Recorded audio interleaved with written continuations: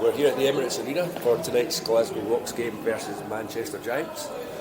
As you enter into the arena on this level of the concourse, the first thing you'll see is our raffle stall and our programme desk. That's where we sell, obviously, raffle tickets for items that we'll raffle off during the game, and our match day programmes. Also, the area on the left we use as our merchandise area, so we're just setting that up just now, and that's to allow fans to come in and purchase items that range from replica kit, some hoodies, some t-shirts, through to small size basketballs, full size basketballs, foam fingers, fan clappers, you name it. Everything they need. Everything they need, yeah. So once we go past this area here, we're then into the area where people start to gather to collect their tickets. There's a refreshment area that is run for us by the people who operate the Emirates Arena. We have no involvement in that, that's done separately by them. But we do use one of their outlets to break up our ticket collection area. So we have a group bookings and away fans and VIP section. And that allows those people to come in here separately and collect their tickets rather than causing a huge queue at the box office area, which we'll show you in just a minute. So again, as you'll see, we've got to try and manage the flow of people in as best a way as we can, and it's not always easy by the way the arena is set up, which we don't have a lot of control over. So that's that part there, and then if you're not coming to collect tickets at bookings or VIP or anything like that, you instead are collecting them from the far side. So again, you'll see that people have to walk past the refreshments area, you have to walk past the lifts, and then round the corner here is where people can collect their tickets that they have purchased online. So at the moment, one of our difficulties, I suppose, is that when people purchase online tickets, it allows them to then collect the ticket on game day. There's no other way of them being able to deal with their ticket. That's something we're looking to change, but at the moment they'll come up and they'll queue in the online ticket collection part, or alternatively, if they haven't bought a ticket in advance, they can purchase tickets at the door, so to speak. So that's general admission tickets, and we've sort of funneled them into that area there in the general box office, and that box office exists for everything that happens in the Emirates Arena. The little table down the corner there, that table is where we, if you like, gather people up who have booked either a birthday party or mascot experiences. So as their tickets and the kids can be collected there, and then it's an easy way of then just transporting them down to the arena to join in with the introduction of other players. Good. And then the entrance into the arena itself is mainly through this door here. So you'll see that actually is quite close to the main entrance door. So one of our challenges is to make sure that we filter people in through the other things we want them to do before coming in here. When really all they want to do is come in the front door and come straight in here. So we're trying to manage the flow of people in a way that gives them exposure to our merchandise area, the refreshments, the ticket collection, and anything else that we might be putting on in that particular day. Okay. So when you then enter into the hall. Again, one of the challenges we have is that the arena that you see in front of you is not the arena that we're going to play in, because that is the athletics arena, and we only use that maybe once a season, and that is for our opening game of the season, and it isn't one that we can make commercial viability for going forward for every other game. So the flow of people come through what is really a corridor that's used for the main arena. You come through here to then get access into the games hall that we will actually put in. And as we discussed before, there's no branding because the Emirates no doesn't branding, allow. Correct. So the Emirates Arena is Glasgow Life and Glasgow Council Arena. Let's have a wee look. So, I mean, that's amazing. So that is the big athletics arena. That's just one of three arenas that this Emirates building has. It has the athletics arena, it has the basketball hall that I'll just about to show you in a second, and it also has the Sir Chris Hoy velodrome at the other side as well. So it's a multi-purpose arena of which we get to use. But unfortunately, we have very limited control over what happens. Of course, when we're here. And then we're going to enter the basketball one. Well, yeah, we're into the basketball one. This is where this door here, these doors here, and ones at the other side of the hall are where people will come in into the arena, depending on where their ticket allocation is.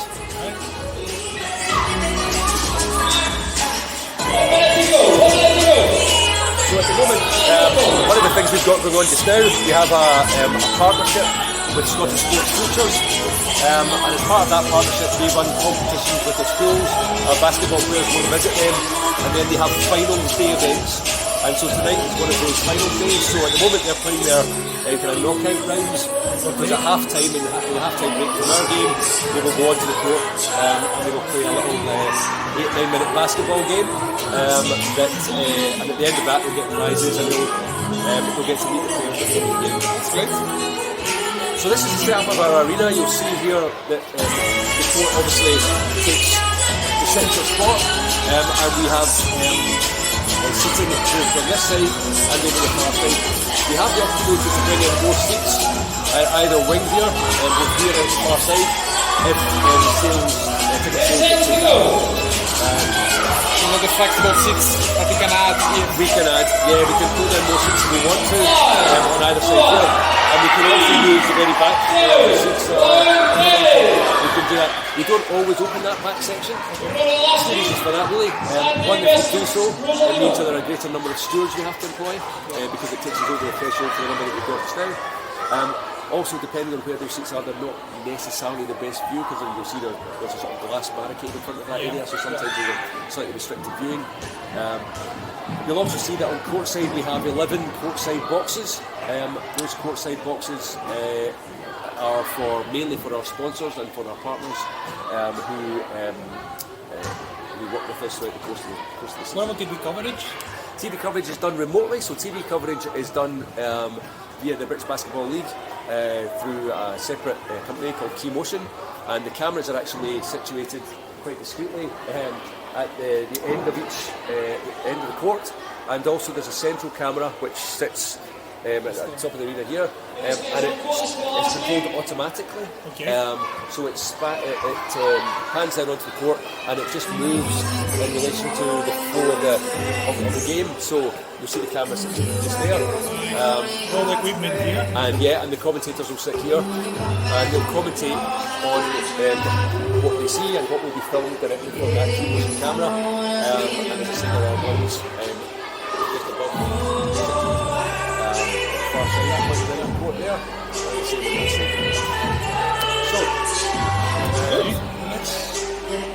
can we go maybe down? Of course you can, yeah. Okay. I believe because of the sound, but he will explain that in class as well. Yeah.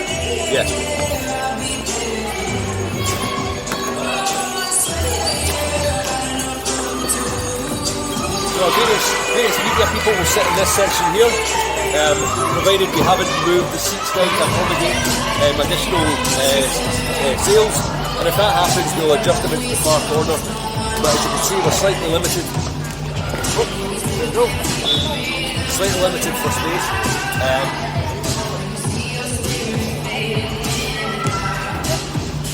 So this arena will hold, if we bring down all the seats, this arena will hold around about 1,800 people.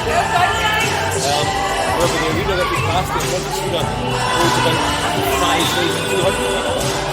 So once we can sell each order or get 1,800 people here, and the atmosphere is terrific, if you try to move 1,800 people into the 5,200 seater arena, the atmosphere falls a bit far. So hence the reason why this is the venue that we use for 99% of our games, and it works really well.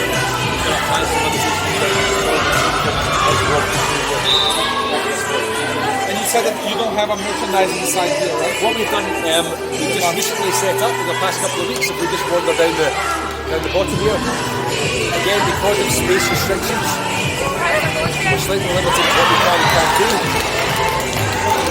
But what we do is on this side of the court, we we set up a little mini kind of merchandise stall. It's, if I'm honest, mainly geared towards beginner fans because it sells things like the fan flappers and the hiding under here, fan flappers, the foam fingers, the basketballs, etc. So that's what we sell from there.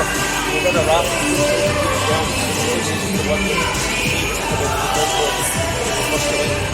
And again, there's an opportunity to buy food and drink there. But again, with the food and drink, we don't control that. We don't gain the revenue from that. That is run by Glasgow. And I guess it's quite tight when you have to bring the seats forward. So we try to. This is the last set of seats we bring forward, and we'll only do that if we've absolutely sold everything else. Okay. I'll also just show you a bit around the corner here as well. Okay.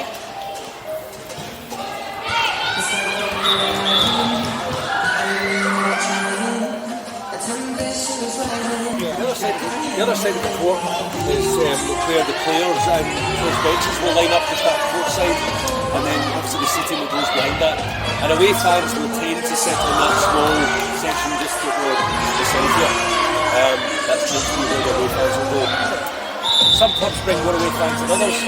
Manchester tonight might bring 20. Newcastle maybe might bring 50. It really just depends on who that away support is. And also what's the season is. So if, for example, you're doing the playoffs and there's a possibility of clubs getting in, then they might bring more away fans. Of course. The players enter and exit via here. So again, the players' changing area is actually way through the other side of the arena when you enter the Emirates, and they have to walk through here and come in to there. So it's quite a long distance between changing room and an actual arena. Obviously less so if they were on here, but obviously they've got to have walk to take. So that's again one of the slight limitations for us. But overall, it's a great venue. And does it ever have games at the same time?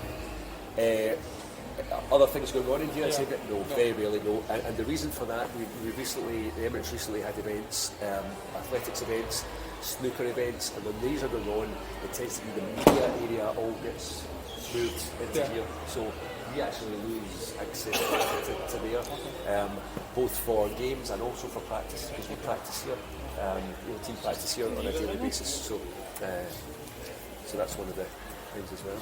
Good. Okay.